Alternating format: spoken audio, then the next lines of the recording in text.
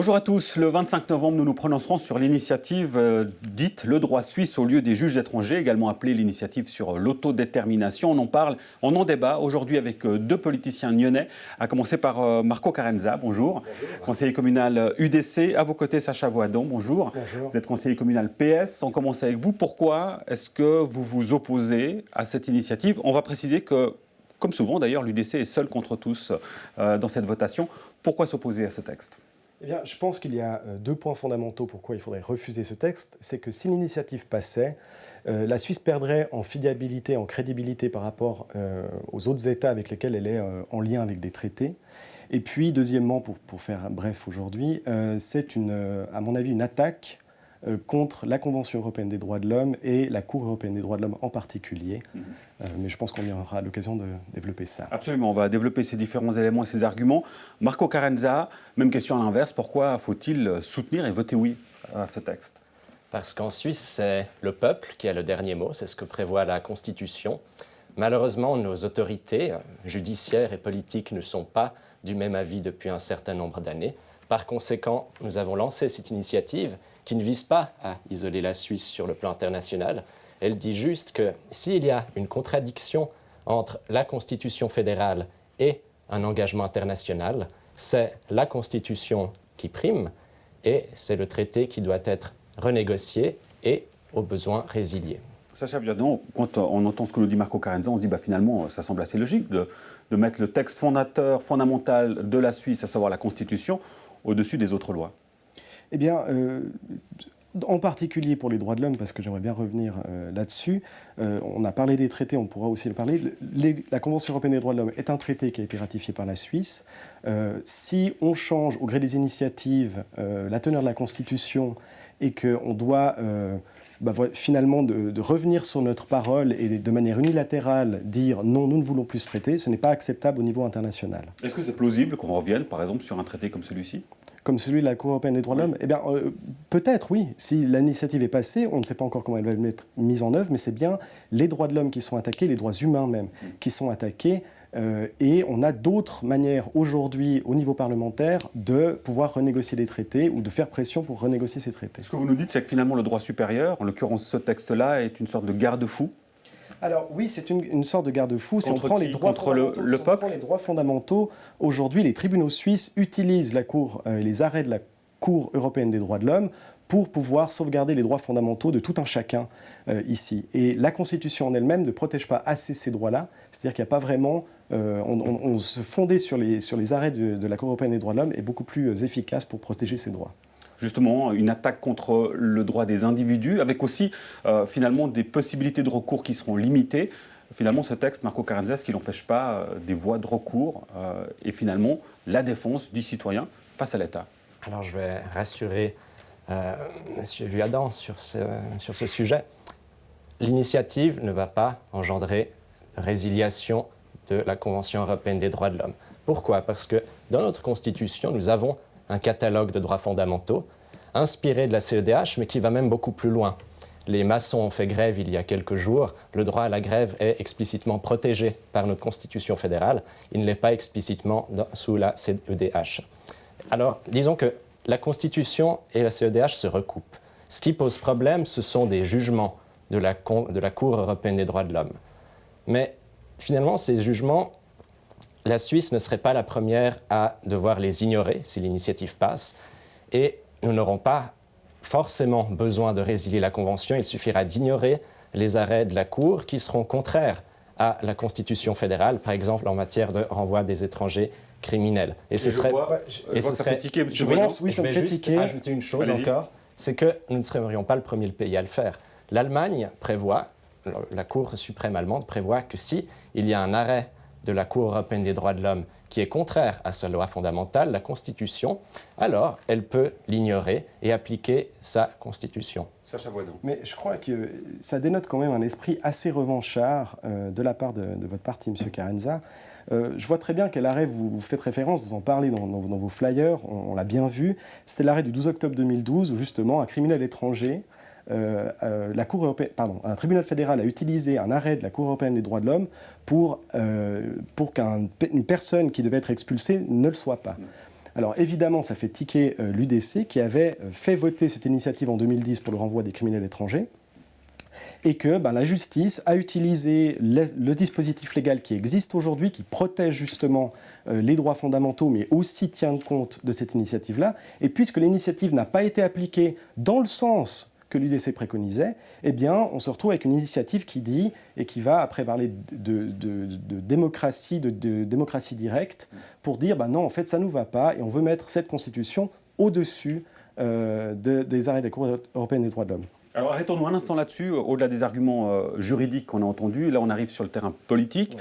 L'objectif, en l'occurrence, et vous ne le cachez pas, Marco Carenza, l'objectif politique de l'UDC, c'est de pouvoir faire appliquer, là il y a l'exemple effectivement de ce texte, l'initiative sur le renvoi des criminels étrangers, il y a un objectif politique qui est de faire respecter les initiatives que passe en particulier l'UDC devant le peuple. Alors effectivement, on peut penser à cette initiative, qui d'ailleurs maintenant a sa loi de mise en œuvre. Il y a l'initiative sur l'immigration de masse, qui n'a pas du tout été appliquée par le Parlement.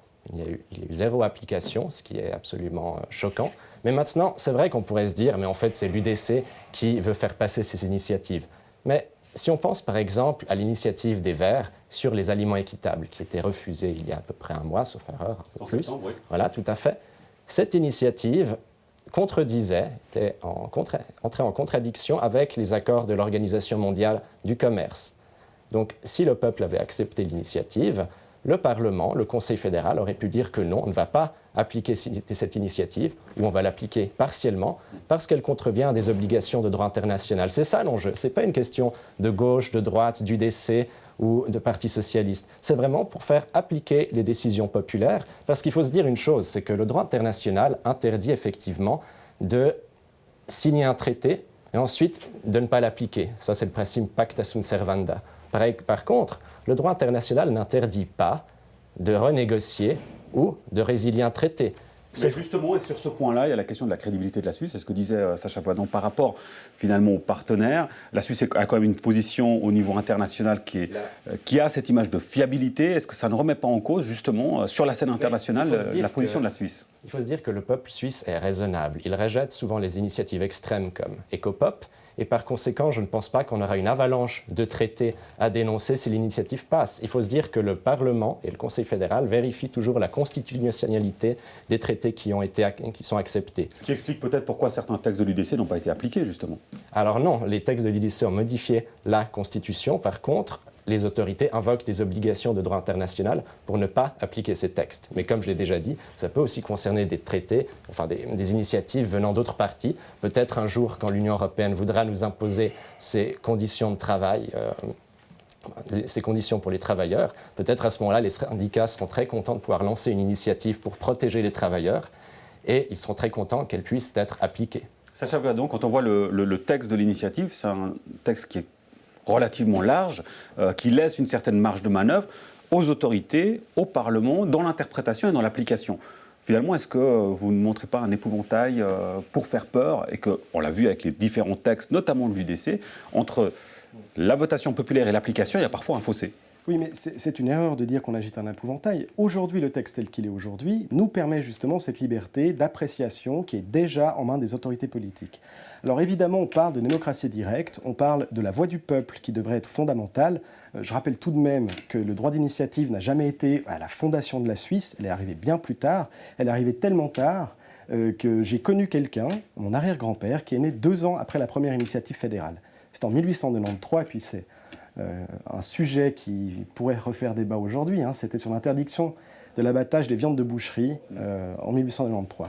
Donc c'est faux de dire que la voix de l'initiative populaire et donc la voix du peuple a été pensée depuis le début de la Suisse. Elle est évidemment importante, elle est, à mon avis, le résultat d'une démocratie représentative. De toute façon, il faut avoir cette voix du peuple, mais la mettre en balance avec les autres institutions que nous avons et qui ont aujourd'hui des possibilités légales de pouvoir justement traiter, détraiter et puis s'en sortir comme ça. Et un autre argument qui est avancé, Marco Carenza, parmi les opposants, c'est la question des valeurs, en disant que ce texte va à l'encontre des valeurs de la Suisse. Qu'est-ce que vous leur répondez sur ce point-là? La Suisse restera toujours fiable sur le plan international. Même si elle doit refaire des traités, renégocier, remettre en cause finalement ce qui a été ce n'est pas leur engagement. interdit de renégocier, voire de résilier des traités, quand ce n'est plus dans l'intérêt de la Suisse.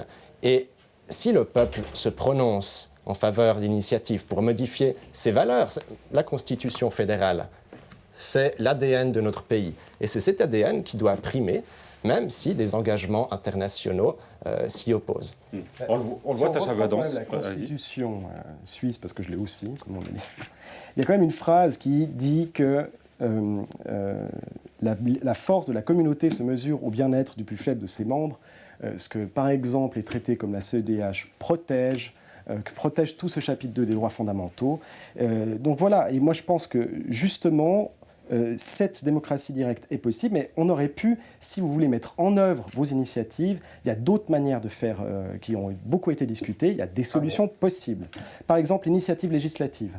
Justement, le droit d'initiative législative, non, ça n'existe pas. En effet, ça a toujours été en discussion à Berne. Ça n'existe pas, vous avez tout à fait raison, c'est des solutions qu'on pourrait mettre en place pour qu'on puisse, ou bien le référendum obligatoire pour les traités. Le référendum obligatoire pour les traités ou pour... on pourrait très bien mettre ça en place. Évidemment que ce n'est pas en place aujourd'hui, on parle de solutions d'avenir. Le seul problème, c'est que de venir dire que le droit suisse prime dessus, alors que la vraie raison, c'est la mise en œuvre de certaines initiatives suite à des arrêts judiciaires qui, entre nous, contredisent un petit peu aussi la séparation des pouvoirs. Est-ce que c'est vraiment politique d'aller dire à la justice qu'elle a mal interprété la loi que le peuple a votée? Je ne suis pas sûr que ce soit comme ça. Ça, c'est peut-être un argument qui fait mouche auprès de l'étudiant en droit que vous êtes, la séparation des pouvoirs. Oui, mais les tribunaux doivent appliquer la Constitution. Et une autre chose, cette initiative, elle n'est pas orientée contre des juges uniquement orientés contre des juges internationaux qui outrepassent leurs contrepenses. Bien entendu, les juges mais étrangers. elle vise également, elle s'appelle aussi pour l'autodétermination, parce que ce qu'on voit, c'est que nos autorités politiques, et pas seulement judiciaires, ont décidé de pouvoir s'asseoir sur les décisions populaires lorsqu'elles contreviennent à un engagement international. Prenons le pacte migratoire de l'ONU. Le Conseil fédéral veut le ratifier, alors que ce pacte migratoire est absolument contraire à la gestion autonome de l'immigration voulue par le peuple le 9 février 2014. On peut reprendre aussi d'autres exemples. On peut reprendre le cas de l'initiative sur l'immigration de masse, où là, j'insiste, on a une disposition constitutionnelle qui n'est pas appliquée par le Parlement alors qu'il aurait dû le faire. C'est ça le problème. Et si on veut rappeler aux autorités que c'est le peuple qui a le dernier mot, vos initiatives législatives ne changeront pas le fait que le Parlement pourra toujours faire primer dessus le droit international. Là, je pense que c'est assez clair. L'article 190 de la Constitution dit que la Suisse doit respecter le droit international. Absolument. Et d'ailleurs, une chose... L'initiative que vous avez proposée a justement modifié, en ajoutant évidemment des lois. On n'a pas de contrôle constitutionnel, vous le savez, vous êtes aussi étudiant en droit. Vous êtes étudiant en droit. Et qu'il n'adopte jamais des initiatives extrêmes. Il n'y a pas de contrôle de constitutionnalité abstraite des lois, c'est-à-dire qu'on ne peut pas dire, quand une initiative est votée, on ne peut pas dire elle est inconstitutionnelle, donc vous n'avez pas le droit de la mettre à l'initiative. On n'a pas le droit de le faire. Sauf si elle contrevient au droit international impératif qui, lui, restera toujours protégé. Il protège le noyau dur des droits fondamentaux de la CEDH. Ça, c'est pas remis en cause. Et une autre chose, c'est que cet article 190 prévoit effectivement que si on a un traité international qui tout d'un coup entre en conflit avec la Constitution, les politiques devront aller le renégocier, voire le dénoncer au besoin, mais en attendant, nos autorités judiciaires ne reçoivent pas d'ordre des initiants. Ils vont devoir continuer à appliquer le traité s'il a été sujet ou soumis à référendum facultatif. Bien, oui. Et par conséquent, tant que le traité n'aura pas été renégocié ou résilié, on continuera de respecter nos engagements internationaux, pacta sunt servanda. La Suisse reste fiable sur le plan international, contrairement à d'autres États où on voit peut-être par exemple M. Trump qui résilie un traité tout seul, sans son peuple. Justement, j'allais y venir, Sacha Vadon, sur cet élément-là, finalement des autres pays. Ça a été évoqué tout à l'heure, notamment avec le cas de l'Allemagne. Finalement, la Suisse, aujourd'hui, est-ce qu'elle ne fait pas plutôt partie de l'exception, sachant que beaucoup d'États mettent en avant, en priorité, leur constitution et non pas le droit supérieur. Le cas de l'Allemagne, le cas des États-Unis d'ailleurs, qui refusent par exemple la juridiction de la Cour internationale, ça c'est un exemple parmi d'autres. Finalement, on reviendrait potentiellement sur la même ligne que les autres pays. Oui, bon, on peut parler d'isolationnisme ou de chemin y amenant, on peut parler d'autoritarisme quand on parle... L'Allemagne est autoritaire, à votre avis ? Je parlais plutôt des États-Unis, mais c'est une question, à mon avis, qui n'a pas lieu d'être. Je pense que là, ce sont un peu des arguties juridiques, et je pense que vraiment, quand on se penche sur le texte de l'IDC et quand on voit également les cas concrets, parce qu'on a oublié de parler des cas concrets, aujourd'hui, maintenant, on parle de l'article de la Constitution. Moi, je vais vous donner 2 cas concrets, 2 cas très concrets pour lesquels la CEDH a aidé. Le premier cas, et ça devrait parler à tout le monde, c'est un cas de discrimination. Quelqu'un qui avait un diabète assez léger, en 2009, a gagné parce qu'il voulait faire l'armée ou le service civil. Et puis on a dit non, monsieur, vous avez un handicap et l'armée suisse ne peut vous accepter et donc le service civil non plus. Et il a gagné, il a dit non, c'est quand même léger mon diabète, et la Cour européenne des droits de l'homme lui a donné raison et il a pu être incorporé, donc servir la Suisse. Même pour ça, vous voyez, la Cour européenne des droits de l'homme protège le droit fondamental. En l'occurrence, le deuxième exemple, c'est une famille qui s'est vue dénier un procès alors qu'elle souffrait de troubles de l'amiante parce que le délai de prescription légale était échu. Du coup, on sait que l'amiante peut aller jusqu'à 30 ans pour se déclarer dans la santé des personnes. Et la Cour européenne des droits de l'homme, et là c'était pour l'accès justement à une justice, a dit non, vous ne pouvez pas vous cacher derrière une prescription pour juger ce cas-là. Voilà. Je pense que Marco Carenza. C'est un peu hors sujet d'avoir peur de perdre ses droits parce qu'on ne va pas résilier la CEDH, mais je peux aussi jouer à ce jeu et par exemple piocher des arrêts choquants. Par exemple, la Cour ne va pas renvoyer un Nigérian qui est arrivé en Suisse, qui a commis des délits, voire des crimes, et qui n'est pas renvoyé parce que la Cour européenne des droits de l'homme s'est dite que son droit au respect de la vie familiale est plus important que l'intérêt public qui a été... Non, absolument pas, parce que l'initiative sur le renvoi des étrangers criminels ne va pas empêcher l'application du principe de proportionnalité. Par contre, si les Suisses vont faire primer l'intérêt public de la sécurité sur celui de la vie familiale d'un criminel, là, je suis désolé, mais c'est la volonté du peuple qui s'applique et les juges européens n'ont pas à remettre en question la volonté populaire. Alors, j'aimerais, sur la fin de l'émission, qu'on prenne un autre exemple. L'exemple, en l'occurrence, qui est en lien avec l'initiative sur l'immigration de masse par rapport à la libre circulation des personnes. Si aujourd'hui, on devait appliquer sous l'égide, justement, de cette initiative, cette libre circulation des personnes ne serait plus valable et, par conséquent, tous les traités avec l'Union européenne tomberait, c'est ce qu'on appelle la clause guillotine. Mais seulement les bilatérales une, et encore, il faudrait que les 28 États membres soient d'accord de le faire.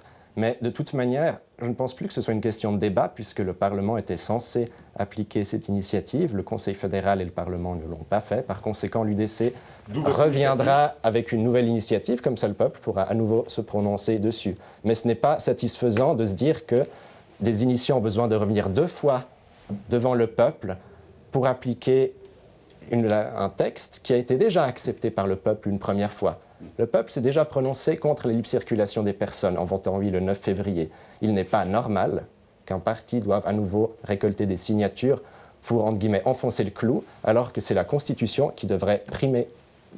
Finalement, Sacha Vadon, on voit qu'ici, il y a toujours cet élément-là qui est souvent au cœur des discussions des initiatives UDC. C'est d'un côté le peuple face à l'État et aux élites. Oui, on peut dire ça. Je pense que c'est un pilier. Vraiment, on est en Suisse, on n'a pas d'absolu. Le peuple est un des représentants du pouvoir qui a aussi mis en place les institutions telles qu'elles sont aujourd'hui. La démocratie représentative est aussi vivante chez nous et on a plusieurs, comme ça, sources de pouvoir. Et heureusement, le partage du pouvoir a toujours réussi à la Suisse et je pense qu'elle réussira. Mais justement, quand on parle de revenir pour une initiative, pour dire l'initiative touche la Constitution, ne fait pas les lois de mise en œuvre. Et pour ces lois de mise en œuvre, il y a d'autres options qui peuvent être explorées par les parlementaires dans nos partis pour justement pouvoir avoir cette initiative, comme j'ai dit, législative, qui pourrait dire, voilà, on va faire une initiative pour faire une loi fédérale. Et en l'occurrence, une loi d'application.